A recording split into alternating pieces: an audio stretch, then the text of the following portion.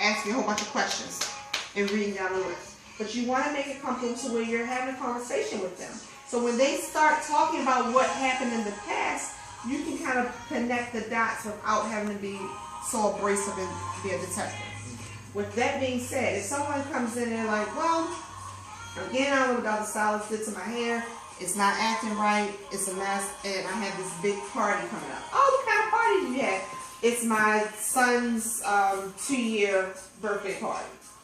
Now, son's 2-year birthday party. As a stylist, that should still ring a bell to you.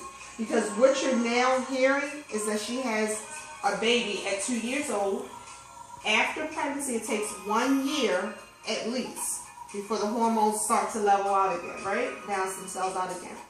Let's say that this lady decided to breastfeed for about 9-10 months.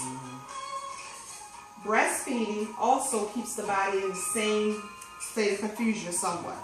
So now you have 1 year, okay, and 1 year after pregnancy, then 9-10 months the baby is here.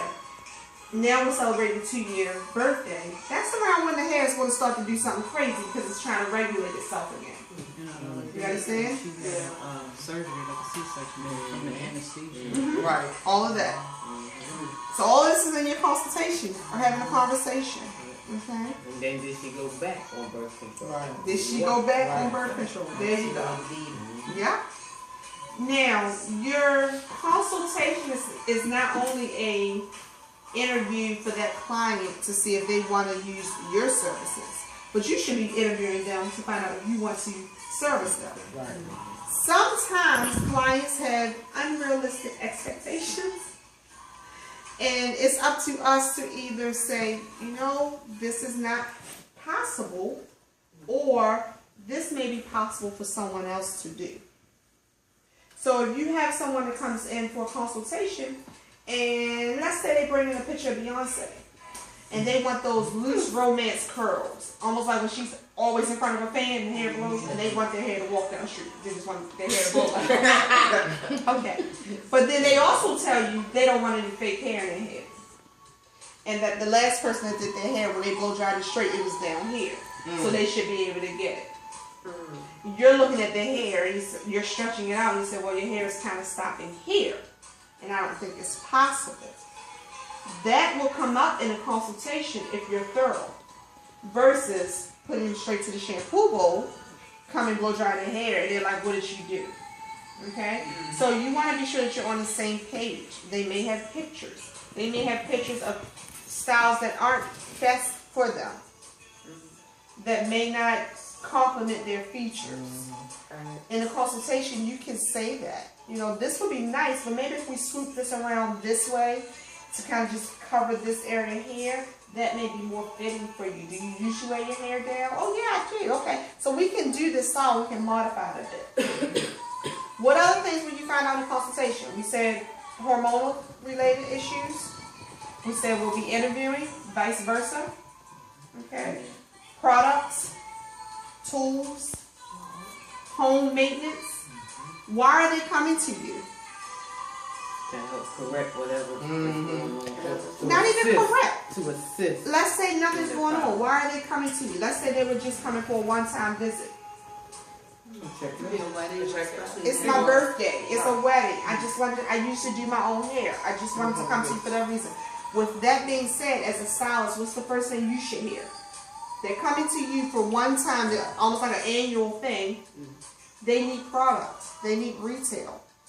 Because what you're doing and taking the time to do to their hair, you need consistency. So that when they come back next birthday, they've invested in your product, and they're using the same thing, and now their hair is still healthy in a good condition, and you're not starting from scratch with treatments. It's also an upsell. Because as a stylist, if you're not going to get their money every 2 weeks or every month, you can at least get it in retail. Retail is a big part of selling in industry. So, yeah. So if I know you're going to do your own flexi rods, Danielle, and you're taking care of your hair, I'm going to tell you the shampoo, the conditioner. I'm going to tell you the shampoo I use, the conditioner I use, the mousse I use, the oil I use, the shine I use, and usually we have the shea lock that we use too. So that's 5 products that I use on your hair. That if you go home and use these products, they're going to work well. And if I'm not going to see you till next year, I'll at least see you reorder. Okay? So you have to be mindful of what are their long-term goals with you. Or do they want you to be the only person touching their hair? Okay? You also want to be mindful which, once you start doing their hair, which way do you sleep? Which side do you sleep on? Do you sleep on your back? You sweat. That same, yeah, you sweat. That same girl that was the police officer that wanted to bun up here, well, she forgot she slept up here, so she's going to be uncomfortable the whole night. But it's up to you as an excellent, good stylist to kind of eliminate those concerns. Something else that I know most stylists don't do, have your clients put their glasses on before they leave. As you're styling their hair, Danielle, if I was doing that styling your hair and I'm doing the twist, for me, the next step after I do one twist and I had it parted that way, can you put your glasses on for me? Because I don't wear glasses, but for people that wear glasses, they gotta put the glasses over top of their hairstyle and it make the ears stick out this way. It's uncomfortable. So if they put their glasses on, you can be sure that goes under your style. They're not messing up your style. You're not messing up their glasses. Everybody happy. Okay? All of this is in a consultation.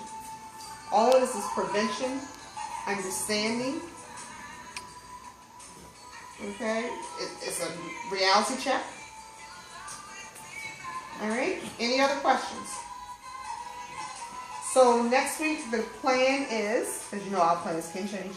The plan is to go over the handout. If you have the book, feel free to move ahead. As well as to do mock consultations. You talking about this here? Yes. Okay. As well as to do mock consultations. And of course we won't do mock consultations that take an hour, but we'll go through it. And sculpture, feed, and cornrows as well.